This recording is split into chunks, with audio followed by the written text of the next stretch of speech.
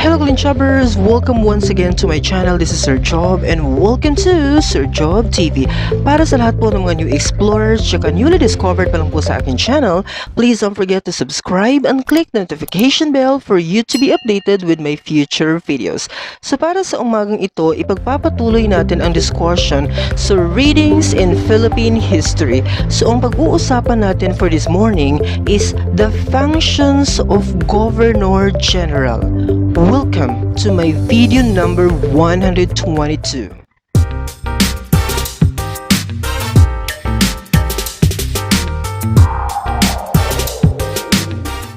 Good morning once again, Golden Shoppers. Today is May 22 of 2021 and today is Saturday. Pero patuloy pa rin tayo magbibigay sa inyo ng meaningful discussion dito pa rin sa mundo ng social sciences.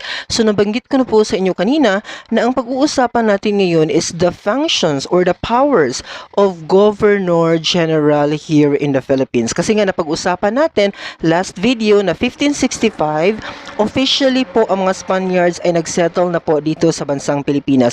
So in order for them to control the entire archipelago, the first thing talaga na gagawin nila is to reconstruct, okay? Pag sinabi kong reconstruct, baguhin, okay, ang political setup ng bansang Pilipinas. Because sinabi ko po sa inyo sa pre-colonial na meron na tayong established na political structure, okay, sa pre-colonial pa lang.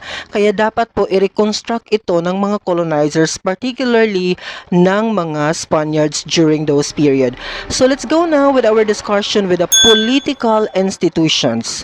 Bureaucracy in the colonial Philippines may be divided into different levels of administration, from the central or national down to the provincial level, to city, to municipality, and the barrio level. So kung ano pong setup natin ngayon, dito po nagsimula actually sa composition ng Spanish colonization in the country. Ito po yung kanilang setup before.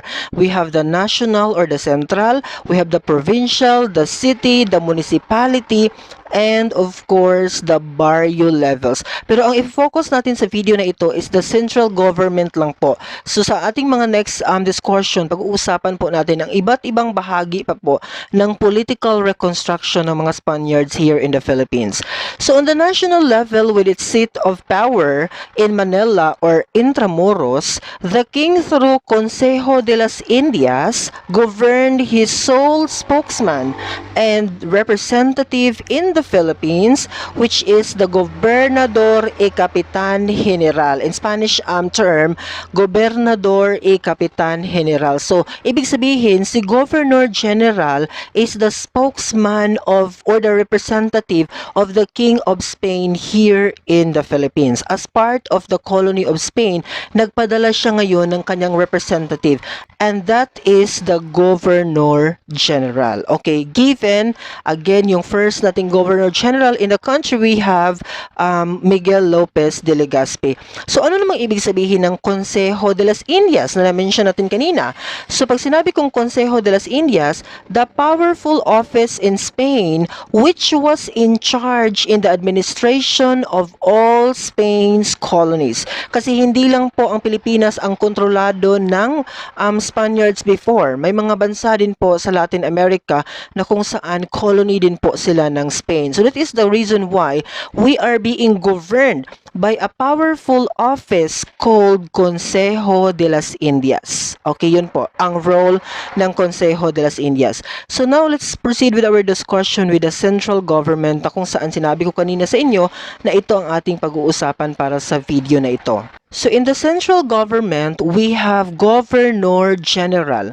He was appointed by the Ministerio de Ultramar or Colonial Ministry, which was based in Mexico with the following powers. So ito po ang kapangyarihan ng isang Governor General na kung saan siya po ay representative ng King of Spain dito sa Philippines. Number one po na power ng Governor General is Siya po ay Chief Executive of the islands. He was mandated to carry out all decrees and legislations emanating Madrid and Mexico. So meaning to say, kagaya ng ating president ngayon, siya yung head ng executive department. So basically, magkatulad lang po ang power ng ating president ngayon at saka ng governor general before because siya po ang chief of the executive department or dito nakalagay chief executive of the islands. So siya po ang may kapangyarihan kung ano ang ipapatupad niya sa Philippine archipelago during those particular period. Okay? So, Chief Executive of the Islands po, one of the powers. Okay, second po, ang Governor General is the Commander-in-Chief, okay, of the Guardia Civil or the Colonial Armed Forces. So, magkatulad lang po sa ating President ngayon, siya din po ang Commander-in-Chief. So, hawak niya po ang Armed Forces. Kung ano ang i-dictate niya sa mga taong ito, okay, sa Armed Forces, then they would have to follow because siya po ang Commander-in-Chief, okay, of the Guardia Civil at the time. So, same power of our President in today's period. So, number 3 po na power niya is the Chief Executive of the Royal Audiencia or the Supreme Court of the land, okay? Kasi pag sinabi natin Royal Audiencia, ito po yung Supreme Court natin in today's time. So, siya po ang Chief Justice, okay? So, hawak niya po. Dito nag-vary ang power ng ating President at saka Governor General kasi ang President natin hindi naman siya ang head of the Supreme Court, 'di ba? Ang ating President. So dito sa Spanish era, ang Governor General ay hawak niya po pati ang Supreme Court. Siya pa rin ang tinaguriang Chief Justice ng Supreme Court at the time. So basically, gamay na gamay or hawak niya ang mga batas and everything else na i-implement sa bansang Pilipinas at the time. Okay? So number 4 po na power ng Governor General is siya po ang Viceregal Patron. Okay, ano ibig sabihin nito? He had the power over ecclesiastical appointments in the church and even the right to supervise mission work. So, ibig sabihin na sa panahong ito, wala pang separation ng state at saka ng church. Wala pa yung konsepto na yun. Meaning to say, ang isang Governor General ay pwedeng manghimasok sa lahat ng mga ginagawa ng simbahan. Okay? At the same time, kontrolado niya po ang government as his main job, of course. So, ganun po. So, may pera sa simbahan, may pera sa government, lahat po yan ay kontrolado ng isang Governor General. So number 5 po na power ng Governor General is ang tinatawag nating complace. Ano ibig sabihin nito? Complace gave him the right to veto, okay, any real decree or law from Spain. So, ganun po siya kamakapangyarihan. Kumbaga, nagpadala ngayon ng batas, okay, ang King of Spain dito sa Pilipinas as part of his colony, of course. So, ngayon, merong kapangyarihan si Governor General as representative or spokesman ng isang King of Spain, okay, na ipatalaga or hindi ipatupad ang batas dito sa Pilipinas. Like for example, if ako ang Governor General dito, nagpadala ngayon ng memo, for example, ang King of Spain, na ito ang mga pagbabago because everything else in Spain, actually, in the implementation, there is what we call respect for human dignity, for human existence. Maganda po ang pamumuhay ng mga Spaniards in the Iberian Peninsula. Talking about Spain as a country, okay? May mga rights and privileges po na na-experience ang mga tao. Kaya lang, if we are going to take a look at that particular moment of our history na kung saan pumasok na sa eksena ang mga Espanyol, kaiba po ang implementation nila because too much abuses, torture, and everything else, mga manipulation dito sa ating country. So that is the reason why may mga instances talaga na ang ipinadalang batas ng King of Spain dito sa Pilipinas ay hindi po ipinapatupad ng Governor General.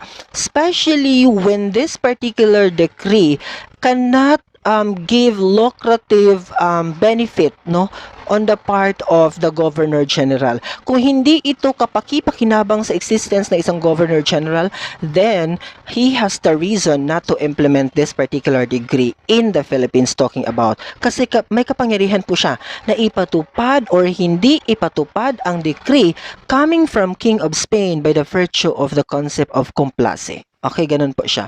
So, yun po ang limang powers ng Governor General sa bansang Pilipinas. Talking about, balikan natin, siya po ay Chief Executive of the Islands, the Commander-in-Chief of Guardia Civil, the Chief Justice of the Royal Audiencia, the Vice-Real Patron, and he has the power called Complace. So ngayon, let's take a look also on the privileges na pwedeng makuha ng isang Governor General here in the country. Because of course, he is working in the country, meron po siyang salary. So magkano po ba ang salary ng isang Governor General? His salary amounted to 40,000. I think this is actually a conversion of that currency that they had before. Kasi peso po ang nakalagay sa book. So he has salary amounted to 40,000 pesos per annum. So meaning to say per year, meron siyang natatanggap na 40,000, but some unscrupulous and enterprising among them augmented it by receiving bribes and gifts. Because of course, siya ang leader, siya ang makapangyarihan, siya ang most powerful person in the country at the time. So basically, ang dami talagang lalapit sa kanya to bribe him, to give him a gift or whatever na mga gifts na ibibigay sa kanya, no? Talagang malalaking gifts na yun. For example, ibibigay ko sa iyo ang lupain na to. Okay? Kapalit ng ganitong favor. For example, sa nangyayari po yan? Okay? On the part of the Governor General, mas gusto nilang mga ganun. Okay? Na may natatanggap silang offer coming from the native elite at the time. And nangyayari po talaga yan siya. Okay? That's rampant talking about the colonization. Especially when mayroon kang case na hinaharap, for example. So in order for you to clean up your name, then you have to go to the Governor General and offer something to him. So yan po ang nagiging source of additional income ng isang Governor General. Kasi maliit lang po ang sahod niya, talking about, no, 40,000 pesos per year at the time. Malaki na rin siya kung iisipin natin yung amount, pero as to his position, okay, hindi gaanong kalakihan yung pera or the amount per annum, kasi 40,000 equivalent to our currency. So that is the reason why gusto pa rin nila ang posisyon, pinag-aagawan pa rin nila ang posisyon, just like now sa ating president na position. Ang dami nag-aagaw-agaw sa posisyon na yan. Why? Because even if maliit lang naman yung sahod, hindi naman gaanong kalaki, but because of the privilege, okay, and the opportunity na pwede nilang ma-experience talking about that particular position of Governor General in the country. Kung binuksan nyo ang other videos ko, because nag-discuss ako dyan ng transition of the Governor General in the country, kung gaano siya kaliit lamang ang term nila working here in the country, 1 year after, napapalitan, or worst, may mga months lang dito sa Philippines, napapalitan sila because ang posisyon na ito talaga ay pinag-aagawan even before, just because of the opportunity that they could be able to enjoy out from this particular position.